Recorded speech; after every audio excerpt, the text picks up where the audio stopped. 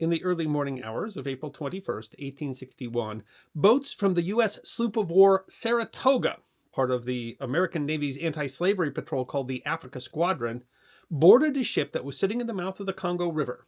On board, they found 961 men, women, and children chained below decks. It was a turning point for these people who would have been sold into slavery but were now rescued. But it was also a turning point for the ship. The clipper Nightingale had a history that was as bold and as contradictory as the century in which she served. It is history that deserves to be remembered. The clipper ships were modern marvels of their day, vessels of extreme engineering developed for limited but valuable purposes. Compared to other merchant vessels, they were narrower, with a sharpened bow and stern, making them able to carry less cargo, but their shape and ample sail made them fast. Speed could be an advantage over the larger but lumbering East Indiaman vessels that were commonly used for trade in the latter part of the 18th and early 19th century. They may have developed from the quick two-masted schooners used for trade between the American Atlantic seaboard and the ports of the Caribbean that were retroactively called Baltimore clippers. The website The Geography of Transport Systems explains clipper ships were so named because they were fast sailers, a term derived from to clip, which is getting as much propulsion as possible from the available wind. They represented the utmost evolution and refinement in the design of sail ships. Up to 20 nautical mile per hour speeds have been recorded, but with limited cargo carrying capacity. Because of this advantage, they were able to fill a valuable niche of express cargo and passenger services, much similar to what long-distance airliners assumed from the 1960s. Their impact on trade was very significant, as before their introduction, it could take between 12 and 15 months to sail from South Asia to England. By 1850, this journey was halved. There were many routes where speed mattered. One involved tea, as the Geography of Transport Systems explains. Tea was a particularly time-sensitive commodity, since its quality deteriorated with time and thus commercially benefited from the fast clipper services. The website of the United Kingdom Tea and Infusion Association explains that during the 17th and 18th centuries, the East India Company had the monopoly on British trade with China and India. And because no other company could legally import goods from these countries, the company was rarely in a hurry to transport its merchandise. Rather, its priority was to minimize costs by carrying as much as possible on each ship. This meant that its ships, known as East Indiamen, were enormous, strong, and very slow. Even with favorable sailing conditions, the round trip between China and Britain took almost 2 years, and if anything went wrong, it could take a lot longer. But, the association writes, by 1834, the company had lost its trading monopolies. The loss of monopoly meant opportunity, and speed was suddenly important. The association explains that if you were home first, you could sell your shipment of tea before your competitors even arrived, and partly because consumers in the 19th century believed that the fresher and earlier picked the tea, the better the resulting drink. There were other reasons for fast ships. After gold was discovered in California, people heading to take advantage of the rush wanted to get there as quickly as possible. As the Panama Canal was more than a half century away, that meant going around the Cape of Good Hope, a long journey where passengers anxious to stake their claim were willing to pay for speed. They did the same for men seeking their fortunes when gold was discovered in Australia in 1851. And the goods carried by the fast clippers could also be unsavory. Clippers were used in the lucrative opium trade in China. Even where banned, the trade was lucrative, as officials were simply bribed. The opium clippers could double their owners' profits, as they could make 2 voyages from Calcutta to Canton a year. And clippers were used in the slave trade, where their speed not only preserved the cargo, but could be used to evade inspection of capture by British and, after 1818, American naval vessels looking to stop the transatlantic slave trade.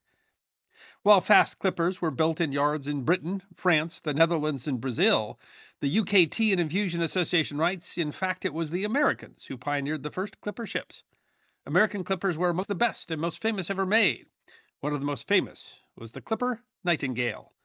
Frank J. Mather wrote in The Atlantic in 1904, "She was an extreme clipper, built at Portsmouth, New Hampshire in 1850 by a Swedish count for exhibition at the World's Fair in London in 1851, and named the Nightingale in honor of his countryman, Jenny Lind, then in the zenith of her fame, and the figurehead was a finely carved bust of Jenny Lind, an admirable likeness."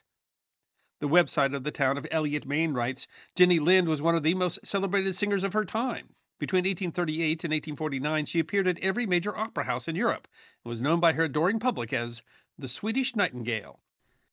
In 1850, she was brought to the United States by the circus impresario P.T. Barnum.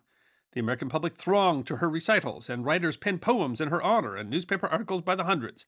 She left the United States in 1852 with a newly acquired fortune and a husband, her German accompanist, Otto Goldschmidt.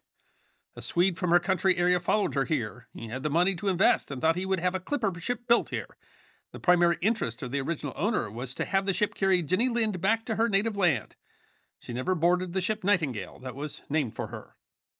The 1913 book Some Ships of the Clipper Era writes she was built in 1851 by Samuel Hanscom at Portsmouth as an exhibit at the World's Fair in London, to which she was to carry passengers and was most luxuriously fitted out for that purpose. Speed was valuable for people, especially wealthy people, crossing the Atlantic to witness the great exhibition of the works of industry of all nations, better known as the Crystal Palace Exposition in London. This was an extraordinary vessel, built to demonstrate the prowess of Yankee shipbuilding. Mather writes, in the construction of the Nightingale, only the best materials were used. At sea, she was equipped with all canvas possible to be carried, including skysails, staysails, outer jibs, and stunsails, in successive suits. In all waters, as she lay in port, she was the object of frequent inspection and admiration. She was, Some Ships of the Clipper Era explains, one of the most beautiful of the clippers. Nightingale would not, however, reach the exhibition. The website of Elliott Main writes, before the clipper ship was finished, the money ran out. The builder thought it was best to complete the ship and get an agent to sell her. The ship was sold to an agent in Boston, Massachusetts, and when it arrived among the great clipper ships in the area, Nightingale made quite a sensation. It was a great-looking ship, and the owners took on cargo to Liverpool. From Liverpool, Mather writes, the Nightingale was on the famous tea and silk course between Shanghai and London, then employing the fastest ships afloat, and a race was arranged between her and the British clipper Challenger from Shanghai to London, stakes of £2,000 being placed by the respective owners on the result. These informal competitions were called tea races, and reputations could be built on them. Mather writes, the international maritime competition, now pursued in sport, was then conducted in sober earnest by the largest, fastest merchantmen, along business lines, for nautical supremacy, for commercial advantages.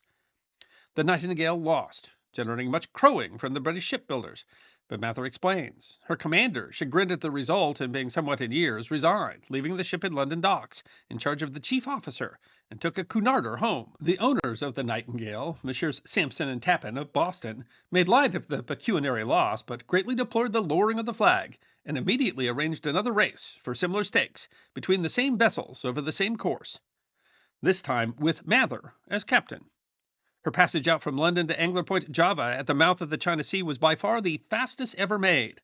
On her return from Shanghai over the contested course, she beat the Challenger to the English Channel by more than a week. Having both lost and then won the most memorable of the tea races, Nightingale took on another of the clipper routes. In the spring of 1853, she was chartered to take passengers to the goldfields of Australia.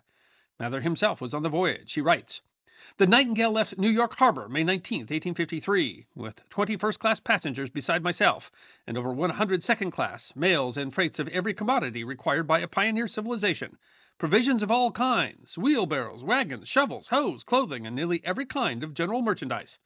She was offered by as able and experienced of men in their respective ranks as ever trod a deck. Her captain was considered, by shipowners at least, to have no superior in his profession. The voyage would add to the ship's reputation. Mather explains that before the Nightingale's passage, the shortest time made by any vessel under canvas from any Atlantic port to Australia was over 90 days, and steamers averaged around 70. When they arrived in Melbourne, he writes, the time for passengers and mails from the United States had been reduced from 92 days to 75, and our captain was feted by leading officials and merchants.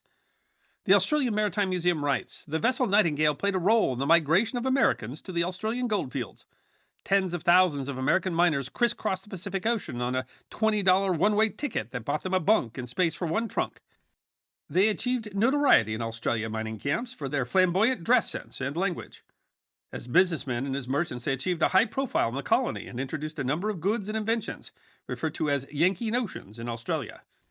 From Australia, Nightingale went to Shanghai and picked up tea to be taken back to London. The New York Metropolitan Museum of Art writes, it speedily sailed with cargoes of tea from Shanghai, China to London, England, dubbed tea and silk voyages, often racing other ships to make the journey between 94 and 113 days, which was an impressive record for the day. But the fortunes of the ship would change once more. In 1860, she was sold and placed under a Brazilian flag. In the early spring, the ship left New York carrying grain, bread, and barrels, bound for Liverpool. There, her American crew left her. The New England Historical Society writes, the French, Spanish, and Portuguese sailors who worked the port made up the new crew. Meanwhile, the ship was loaded with copper goods and cloth. The new crew wasn't told the ship's destination, but soon it was obvious. The Nightingale, once a tea clipper, then an Australia clipper, was now a slave clipper, the Society writes. In 1807 and 1808, the U.S. and Britain had outlawed the international slave trade. The U.S. made it illegal to build and fit out ships for slaving. But transporting slaves was a lucrative business. South America and Cuba offered ready markets for slaves. Some smugglers even brought them into the United States. But the Royal Navy, and after 1819 the American Navy, assigned squadrons to stop the transatlantic slave trade. By the time the Nightingale slipped into Cabinda Bay and up the Congo River in April of 1861, the Society writes, the slavers and the government ships had a well-established cat-and-mouse game going. The Nightingale's captain, Francis Bowen, hoped to outwit the British and American navies. The Society explains, the Nightingale put out to sea on April 20th and returned under cover of darkness to port, loaded with slaves. The speedy ship's captain intended to leave before either the British or American vessels could react. But the captain of the U.S. sloop of war Saratoga had been tipped off.